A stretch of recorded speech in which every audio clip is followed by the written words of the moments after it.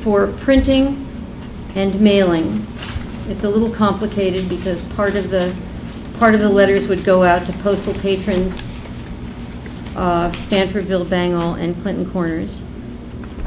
There are 420, if you want things to go out to every taxpayer, then there are 520 other people who have to be sent, who are in other addresses. They have Amenia addresses, Millbrook, Pine Plains, and then some people in New York City. There were 2 bids from printers who did not include postage in their estimates, but I figured it out and calculated it for you. The 2 printers that are not in Stanford, there is 1 printer in Stanford and 2 printers who are not.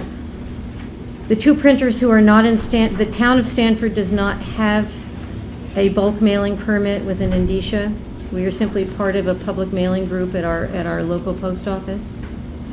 And so the printers that are in Poughkeepsie and I believe in Hyde Park, who were extremely nice and would try to accommodate us, would have to send those other letters at 44 cents a letter. The person in the printer in Stanford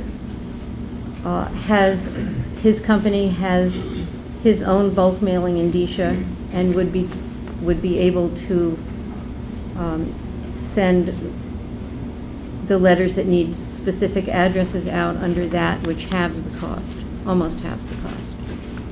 So you can see which you want to do. What are we talking about now?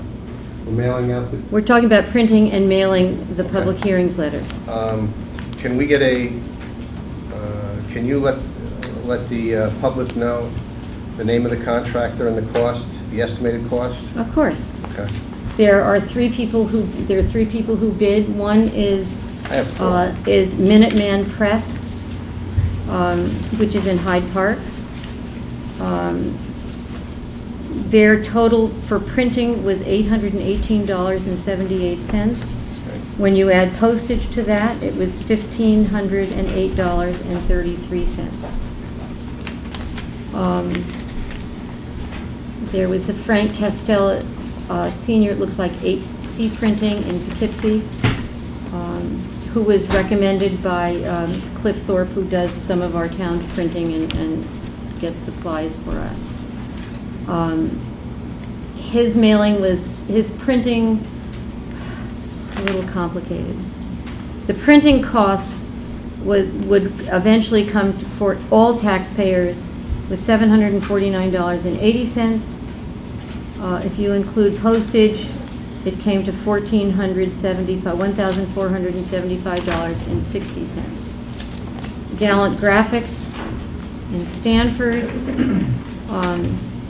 Now, those 2 were based on one quote from the post office that said there were 2,391 postal patron addresses or customers in Stanfordville, Bangor, and Clinton Corners. 2 days later, they said there were 2,565. So theirs would just be slightly higher than what I just said. Gallant Graphics did estimates for both. For the higher number, 2,526, I think it was. The printing was $590. The postage costs were $689. Total cost being $1,279. We would be able to make use of a bulk mailing 3-sort permit. And that's Gallant. That's Gallant Graphics. Who, me? Yeah. My price just went up. They just One got thrown of out. the issues is that bulk mailing, when you can take advantage of it, has to go to Newburgh. Mr. Iger offered to print the letters, prepare them for mailing, drive them to Newburgh Monday morning, and wait while the post office in Newburgh processed them and then bring them back to the local post offices. So that for Stanfordville, Bangor, and Clinton Corners, they would go out, they would probably get them maybe even Monday afternoon or Tuesday. Okay. So those are the 3 bids. Right, I had confirmed with the post office, Town of Stanford, that doing bulk mailing to all of the Town of Stanford taxpayers would be done through the Stanfordville post office. It would not have to go to Newburgh, depending on how it was postmarked. And the cost would be approximately $400 or so. Now, we're talking about, let me take a step back, we're talking about public hearing notices of which we had draft letters.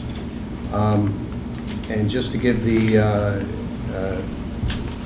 public here some information on what had transpired, we're talking about a public hearing notice for the town garage.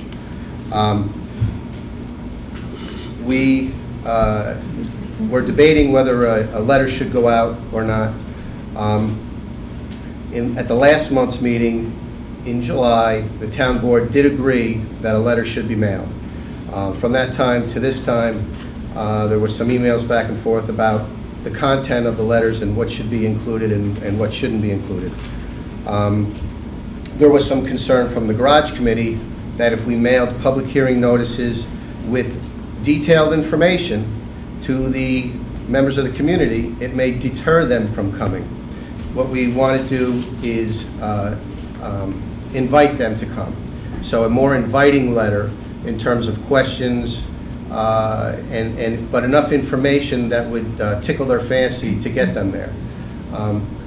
We had some draft letters that had gone back and forth. I had prepared the original. I sent it to the town board and the garage committee. May I ask a question? Well, let me just finish giving some of the Okay. history. I had prepared a draft letter and sent it to the town board and the garage committee. Virginia had some suggested changes. We did compromise. I had put all of Virginia's information into the same letter, but there were some differences. So what we're talking about is basically an information letter that I believe contains some vital information in order to get people to the public hearing. Some of the things that I strongly believe should be included are... Excuse me, Mark, before you continue. Yep. I believe this is entirely out of order. Fine. According to last month's meeting Uh-huh. minutes, it says the garage committee, are you on the garage committee? No. Will draft a letter to be sent to all residents regarding this Mhm. public hearing. Mhm. Therefore, whatever we send out to the public is in the purview of the garage committee and should be drafted by them. Okay, let me Period. provide you with some more information. The garage committee had a Excuse me, meeting. Mr. No, we're not into the Tadwell, public, we're Mr. not into Tad- the public session. They can't speak. I'd be happy to have Bob speak, but let me just answer your question. The garage committee had a meeting on July 30th, of which Bob invited me to come. We talked about the garage, the public hearing letter. The garage committee thought that, correct me, Bob, that the town board should write the letter.